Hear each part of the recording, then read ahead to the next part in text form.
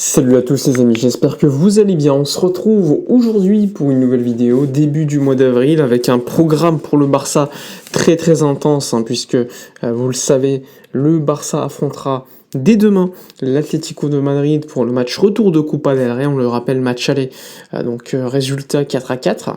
Là ça va être au Rayader Metropolitano, donc match extérieur, on va en parler. On va également parler de Mercato. On va parler de manière plus générale de certaines déclarations de certains joueurs ces dernières heures, et de manière un peu plus générale de l'actu du Barça. C'est parti, on y va, abonnez-vous juste avant de commencer la vidéo, si ça vous dérange pas. Allez, c'est parti. Bon, alors je vous l'ai dit, on va débuter par le dossier, tout d'abord Jonathan Tah, Mercato. Comme vous le savez, le Barça a déjà commencé à travailler pour la saison prochaine un petit peu le Mercato. Vous le savez, Deco et l'agent de Jonathan Tah, qui est Pini Zahavi, ont déjà discuté. Il y a même eu un accord entre les parties, un accord oral, je le précise. Mais maintenant, cet accord oral, eh bien, Jonathan Tah attend qu'il soit tout simplement exécuter. Et pour exécuter cela, il faut que le Barça connaisse le fair play financier dont il aura à disposition l'été prochain. Et pour cela, il faudra patienter encore quelques jours, voire quelques semaines. Maintenant qu'on a dit cela, ce qu'on sait, c'est que du côté du joueur, eh bien, il y a une certaine impatience, parce qu'il le sait, ça fait déjà quelques mois qu'il a donné un accord oral au FC Barcelone, mais depuis, rien n'a avancé. Et évidemment, ça peut créer certaines frictions. Il faut savoir que l'agent du joueur, Pini Zahavi, c'est également l'agent d'Hansi Flick qui compte quand même sur le défenseur central. Flick, lui, de toute façon, est plutôt, on va dire, qu'il valide la plupart des profils proposés par Deco. Et on le sait, Deco, quant à lui, concernant Jonathan Tah, il est un peu moins chaud. Donc ça a été une proposition effectuée par le coach, et qui pour le moment, à l'époque en tout cas, ne dérangeait pas. Mais maintenant, depuis quelques jours, on le sait, Deco est de plus en plus, on va dire, contre une telle signature, parce qu'il estime que dans l'effectif, il faut désormais prolonger Eric Garcia, qu'il y a Inigo Martinez jusqu'en 2026, Araujo a également prolongé son contrat, il y a Koubarsi, il y a Koundé qui peut éventuellement dépanner à ce poste de défenseur central, et surtout, il y a Christensen qui pourrait partir. Et lui estime que s'il y a un joueur qui va partir l'été prochain en défense, c'est bien Christensen, et il faut le remplacer par un autre joueur. Et il estime que Jonathan Tah n'a pas le profil du joueur qui peut être remplaçant, voire derrière, on va dire, être numéro 4 dans la hiérarchie, voire numéro 5. Et donc, vu le salaire du joueur, Deco hésite de plus en plus à exécuter ce contrat. Donc ça va être une décision qui sera prise de toute façon lors des prochaines semaines, c'est pas mort, loin de là. Perso, j'ai déjà donné mon avis, je suis pas favorable à l'arrivée de Jonathan Tah. J'estime que le Barça doit certes recruter un défenseur central, mais je pense qu'il y a mieux sur le marché, un peu plus jeune. Je pense à des joueurs qui ont un contrat qui se termine dans 1 an pour l'instant, en tout cas jusqu'en 2026. Évidemment, c'est pas facile à faire, c'est pas réaliste, mais c'est juste des propositions de nom. Des joueurs comme Schlotterbeck de Dortmund, il y a Konaté de Liverpool.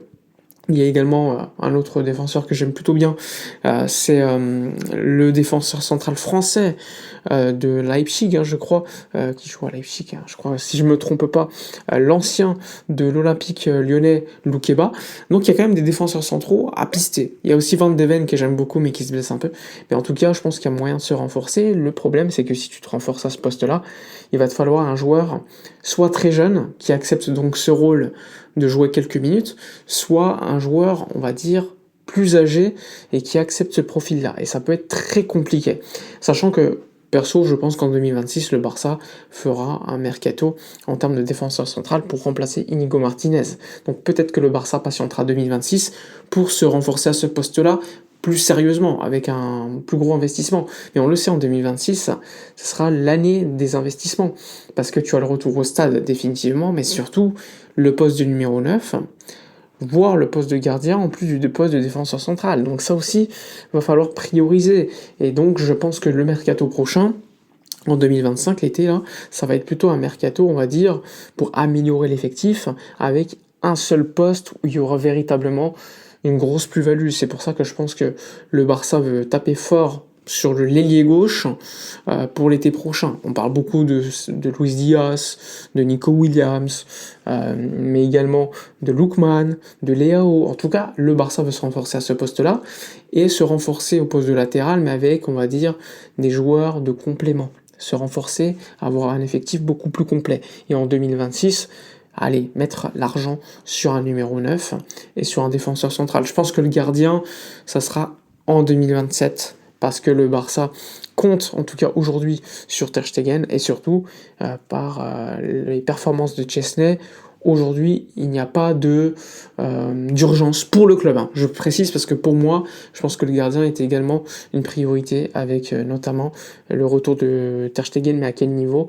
Et surtout, personnellement, j'ai toujours considéré que Ter Stegen, ces dernières saisons, sur la scène européenne, était un problème. Bon, c'est juste mon humble opinion, et je peux comprendre si vous avez une autre opinion. Sinon, je vous l'ai dit, le Barça va se déplacer pour le match retour de Copa à l'Atlético. Avec quel joueur? Eh bien, il y aura le retour de Rafinha, qui s'est entraîné hier avec le groupe sans problème, beaucoup de fatigue, mais il s'est entraîné, c'est d'ailleurs pour ça qu'il n'avait pas joué lors du dernier match contre Gérone. Il y a également quelques absents à noter. Christensen qui serait de retour dans une semaine. Il y a également l'absence notable, je vous l'ai dit, de Ter Stegen, sans surprise, Marc Bernal aussi, Dani Olmo absent. Bref, on va avoir quand même un 11 plutôt compétitif. Normalement, Hansi Flick considère qu'il faut gagner le trophée. La Copa del Rey est un trophée. C'est une demi-finale retour. Ça risque d'être compliqué parce que l'Atlético a un petit peu tout perdu. Vous l'avez vu, élimination en Ligue des Champions. La Liga, 9 points de retard sur le Barça. Et là, ça va être à domicile, match aller 4-4. On sait que ça va être un match très ouvert, mais ça va être très compliqué pour le Barça, parce que l'Atlético, ça reste une équipe qui nous dérange beaucoup cette saison. Même si le dernier match de Liga, il y a eu un exploit avec un retour, ça reste une équipe très compliquée à jouer pour le Barça, même si techniquement on est supérieur, défensivement c'est problématique pour le Barça, et ça peut être compliqué. En tout cas, ça risque d'être un match spectaculaire. On s'attend à Musso au but pour l'Atlético, puisque Oblak ne joue pas la Copa. En tout cas, sauf surprise, ça devrait être Musso. Et on s'attend également à 11 compétitifs. Julián Álvarez titularisé, probablement également Griezmann, etc. Donc un 11 de gala, ça va être très intéressant pour le Barça qui continue invaincu en 2025, mais avec, on va dire, un calendrier complètement dantesque, parce qu'ensuite tu enchaînes contre le Real Betis sans Isco suspendu, mais aussi la Ligue des Champions après. Donc ça va être quand même un calendrier complètement fou et il va falloir assurer. Heureusement, l'essentiel des matchs pour l'instant était à domicile pour le Barça, donc ça évite également des déplacements, donc un peu plus de repos pour certains matchs pour le Barça. Voilà pour les informations. N'hésitez pas à donner votre avis dans les commentaires, à liker, commenter, partager. Moi je vous dis à la prochaine et d'ici là, comme d'habitude, portez-vous bien.